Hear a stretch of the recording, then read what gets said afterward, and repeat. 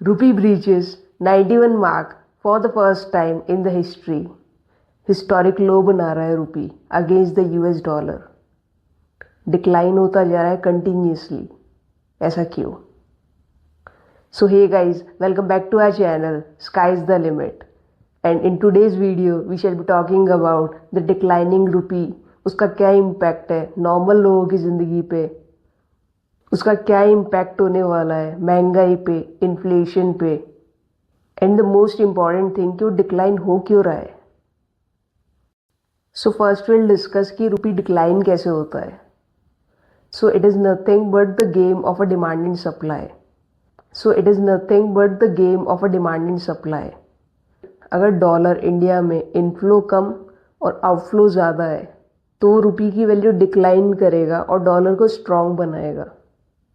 सो ये रुपी का डिक्लाइन होना बताता है कि डॉलर की इम्पोर्टेंस, डॉलर की डिमांड इंडिया में हाई है, डॉलर की पेमेंट ज़्यादा है इंडिया में rather than income. So one of the most important reason जिसकी वजह से रुपी डिक्लाइन हुआ है और डॉलर की वैल्यू, डॉलर की इम्पोर्टेंस इंक्रीज़ हुई है इंडिया में, दैट इज़ FIIs की selling. 2025 the worst year for foreign investment as overseas investors sell shares worth over 1.5 lakh crore. So FIIs ने इस year till December 11, 2025 1.5 lakh crore का डिसइन्वेस्टमेंट किया है from the Indian stock market rather than investment. FPI ownership at 15-year low. So Indian equity markets में जो foreign portfolio investors है उनका investment 15 years लो पे है इन 2025. तो कुछ दिन पहले NSDL की तरफ से ये FII का डेटा, उसका ट्रेंड डिस्क्लोज हुआ था. ईयरली डेटा है ये.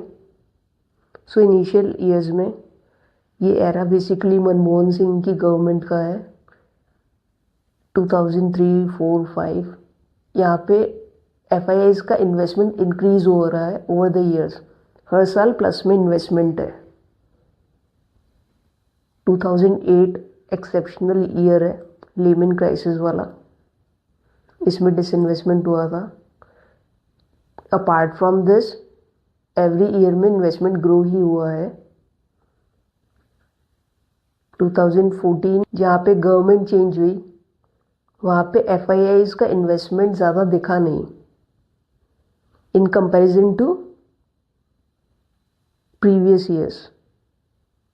2019 में second term of Modi government फिर से थोड़ा FIIs का इन्वेस्टमेंट दिखने लगा.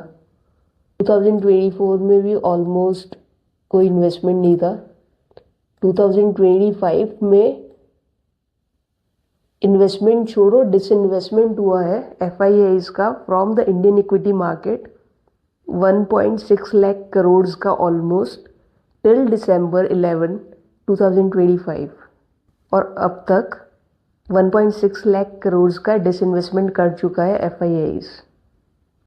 सो वी क्लेम कि हमें FIIs के इन्वेस्टमेंट की ज़रूरत नहीं है एंड DIIs जो इंडियन इन्वेस्टर्स है वो इनफ है इंडियन स्टॉक मार्केट के लिए, but it is not so.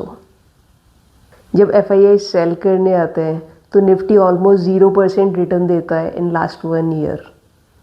जब FIIs सेल करने आते हैं तो रुपी डिक्लाइन होता है to all time high. Specially जब इतने सारे IPOs आ रहे हैं, इतनी सारी फंड रेजिंग हो रही है from different companies. Indian investment limited है, DIIs का इन्वेस्टमेंट लिमिटेड है. अगर आपके पास 100 रुपीज़ है और आपके पास पहले 5000 लिस्टेड कंपनीज थी तो वो 100 रुपीज़ 5000 कंपनीज में डिवाइडेड था. बट जैसे जैसे और IPOs आएंगे, जैसे जैसे और फंड रेजिंग होगी, वो 100 रुपीज़ 6000 कंपनीज में या उससे भी ज़्यादा कंपनीज में डिवाइड होगा. सो ये भी एक मेजर रीज़न है कि अभी हर एक पोर्टफोलियो, हर एक स्टॉक डिक्लाइन कर रहा है और निफ्टी अप जा रहा है. सो जैसे जैसे US ने टैरिफ इम्पोज किया, वो टैरिफ हाइक होता गया, पेनल्टीज आई, वैसे वैसे रुपी डिक्लाइन होता गया. सेकंड रीज़न जो है अपार्ट फ्रॉम FIIs की सेलिंग वो है high gold imports have pushed the country's trade deficit, that is the difference between imports and exports, to record high. जो ट्रेड डेफिसिट है, जो हमारे इम्पोर्ट्स और एक्सपोर्ट्स के बीच में डिफरेंस है, वो 42 बिलियन US डॉलर का हो गया है।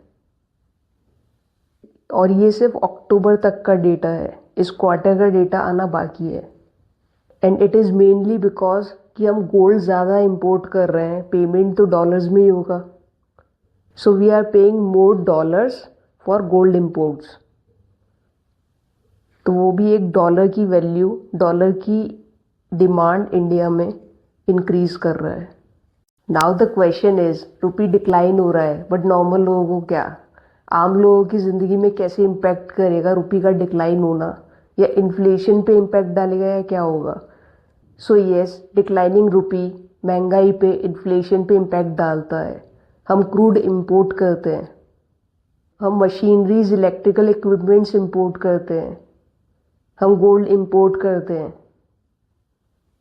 हम ट्रैवल करते हैं, या हम स्टडीज़ के लिए बाहर जाते हैं, या हॉस्पिटैलिटी के लिए, या मेडिकल चीज़ों के लिए पे करते हैं, तो वो डॉलर में पे करते हैं। और कहा जाता है कि जब जब क्रूड महंगा होता है या ऑयल महंगा होता है, तब तब महंगाई बढ़ती है। जब जब गोल्ड महंगा होता है, तब तब महंगाई बढ़ती है। एंड नॉट ओनली इन चीज़ों पे इम्पैक्ट डालेगा, जब हम लोन का रीपेमेंट करेंगे, जब हमारी कंट्री लोन का रीपेमेंट करेगी इन टर्म्स ऑफ डॉलर्स, तो हमें ज़्यादा डॉलर पे करने पड़ेंगे टू रीपे दैट डेट। सो ये नहीं कह सकते कि डिक्लाइनिंग रूपी इम्पैक्ट नहीं डालेगा। सो ऐसी और नॉलेजेबल वीडियोस देखने के लिए like the video and subscribe the channel if you haven't subscribed it yet. And I shall see you guys in the next video. Till then, keep learning and keep growing because sky is the limit. Om Sai Ram.